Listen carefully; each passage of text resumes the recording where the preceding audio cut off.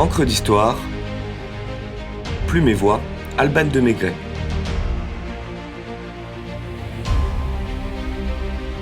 Hamburger et steak tartare, viande de barbare.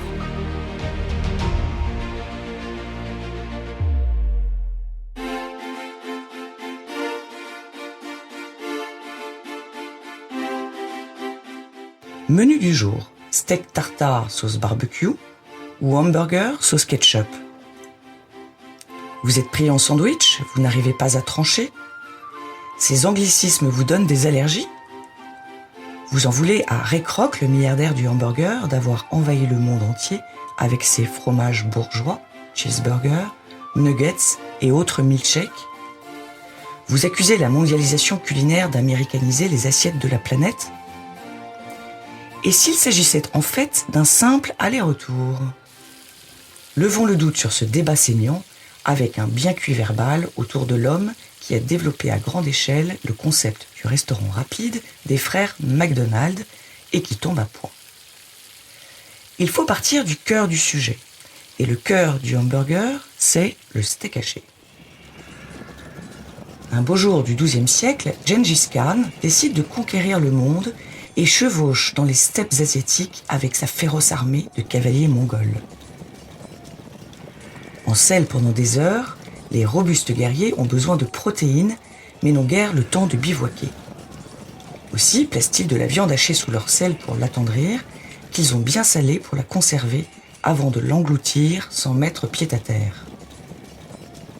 En 1238, Kubilai Khan, petit-fils de l'empereur mongol, prend la relève et envahit Moscou, où il introduit cette fameuse viande crue étrangement faisandée. Les Russes l'adoptent et la nomment steak tartare, en référence à leurs envahisseurs barbares, pour certains tatars et légèrement bovins. À moins que ce ne soit en souvenir du monstre Gorgo, qui recrachait par petits morceaux les damnés du Tartare, lieu des enfers et prison des titans, après les avoir dévorés.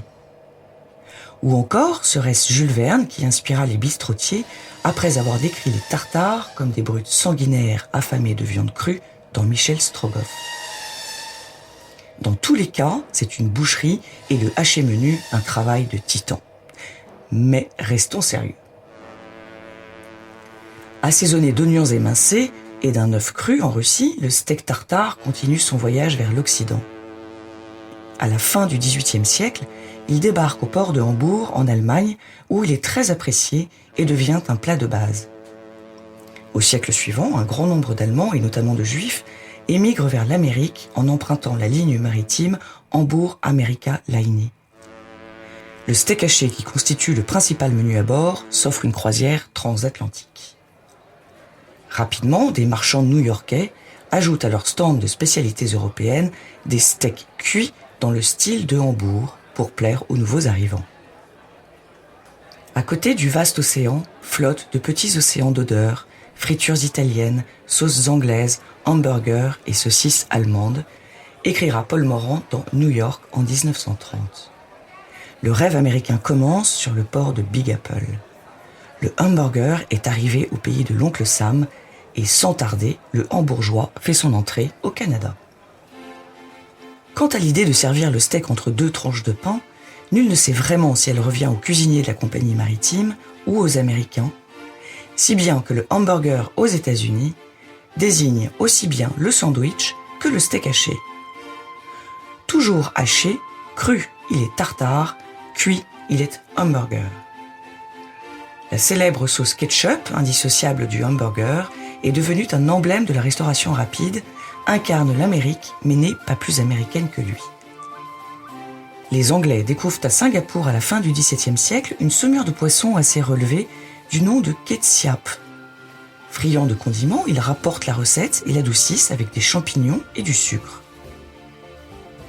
Ensuite, la tomate est introduite et devient l'ingrédient principal de cette sauce dont les Américains raffolent. Ainsi, les recettes vont, viennent et nous reviennent aux petits oignons, enrichis ou arrangés, édulcorés ou pimentés.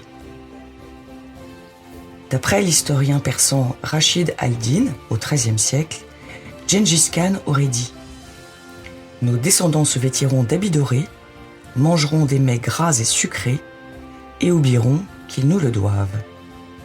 Il semble bien qu'il ait eu raison.